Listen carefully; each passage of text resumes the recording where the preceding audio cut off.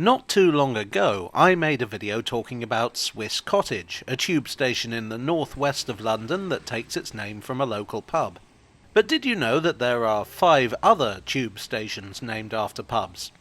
Today we're doing one of those pub quiz type bits of trivia videos looking at those 6 stations. So why would you name a station after a pub? Does the entire country have a drinking problem or something? Listen, we'll tell you when we've collectively had enough.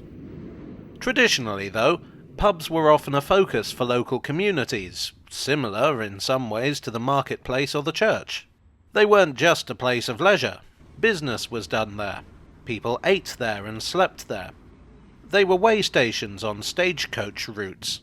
They might even serve as the village mortuary. Where else has a cold cellar? In the 19th century, the railway network spread out all over Britain. The lines served important places, but it was also common for stations to be built where there wasn't much. Perhaps to serve rural communities, local industries, or because it was a convenient place for a junction. Now, if there was no obvious place to name your station after, you'd have to invent something. One way to do this was to name your station after the nearest place and add road at the end. See Morden Road. Another was to name your station after the nearest place and add a compass point. See Acton's north, south, east and west. Another was to just make something up. See Verney Junction. Well, you can't, it's closed, but it's the best example I can think of off the top of my head. And a fourth was to name it after a local landmark, such as a pub. In many cases, building a station there would lead to a town springing up around it, and so the pub would become the name of the place. In the case of the Underground, there was an additional factor. The Underground is a metro system, and that means that the stations are often very close together. In a sense, it's the opposite problem to the one the main line railways had.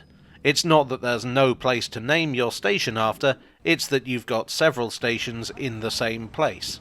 So you might name it after streets, notable landmarks, or even, yes, pubs.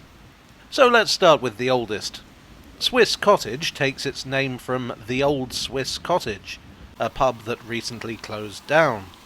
The pub is styled after a Swiss chalet, but takes its name from an even older building, a hunting lodge named Lausanne Cottage, which was also built in the Swiss style, or a British approximation of the Swiss style. Interestingly, since making my video on the station, I've learned that the pub was originally known as the Swiss Inn when it opened in 1804, later becoming the Swiss Tavern. It only became the Swiss Cottage in the 20th century. The station was opened in 1868 by the Metropolitan and St John's Wood Railway, and was always called Swiss Cottage.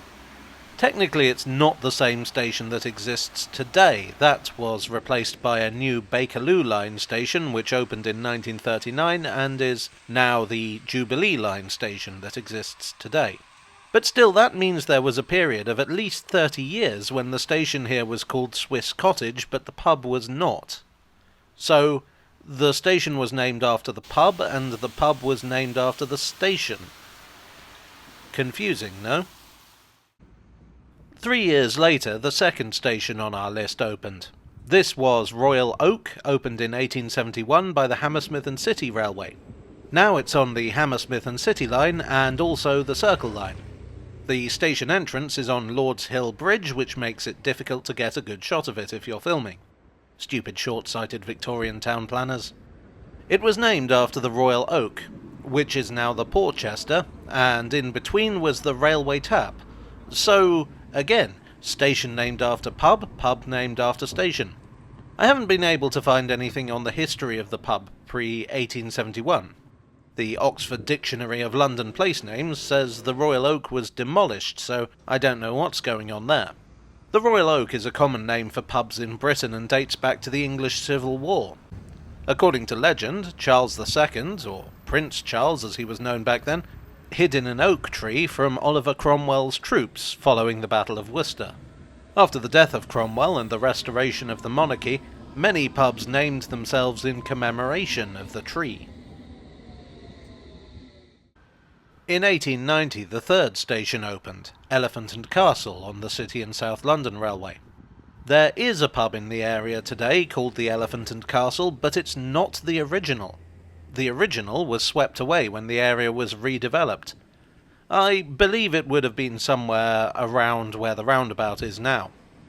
The old pub sign did survive, firstly as a decoration on the front of the old shopping centre, and now as part of the new development. The Elephant and Castle was a venerable coaching inn. I made a video a while back looking into how it got its unusual name, but the most likely explanation is that, again, it's named after a heraldic device. The Worshipful Company of Cutlers have an elephant and a castle on their coat of arms. There are stories about how it's named after the Infanta de Castile or something similarly fanciful, but there is no evidence for that. Elephant and Castle Tube Station is not the first Elephant and Castle station. That honour goes to the Thameslink station, originally opened in 1862 by the London, Chatham and Dover Railway. Next we zoom up the Northern Line to Angel in Islington. Once again, there is a pub called Angel, and once again it is not the original. The original is the Corner Building, a coaching inn from the 17th century. In 1819 it was rebuilt into this rather fancy form. Angel's biggest claim to fame is undoubtedly its very long escalators, the longest on the network. The station opened in 1901, again on the City and South London Railway. The entrance was originally here. We head on to the Bakerloo line, and only about half a mile from Royal Oak for our next stop. That is, Maida Vale. The origin of the name is complicated. It ultimately comes from the Battle of Maida in 1806. There was a pub built here called the Hero of Maida, named after General Sir John Stuart. The area around it became known as Maida Hill and Maida Vale. The name Maida Vale first shows up in 1868. The original pub was on the Edgware Road, but is now gone.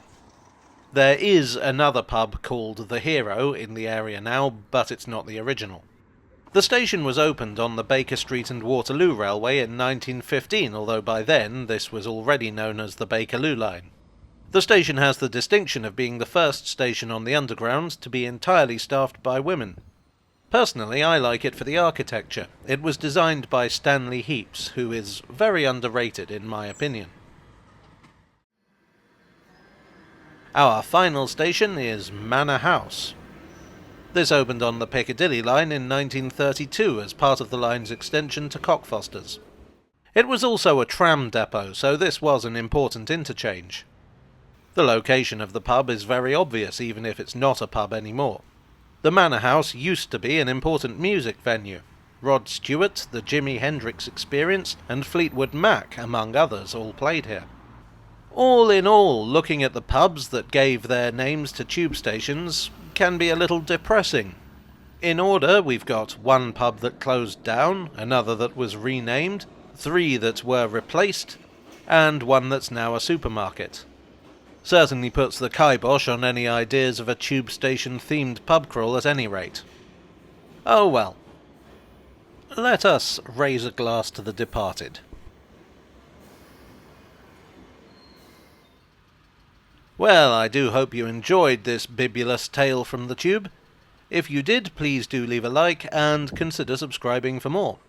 I would like as ever to thank my donors on Ko-fi, on Patreon and here on YouTube for your generous support. You are the bell to my last orders. And I will see you all again very soon. Cheerio.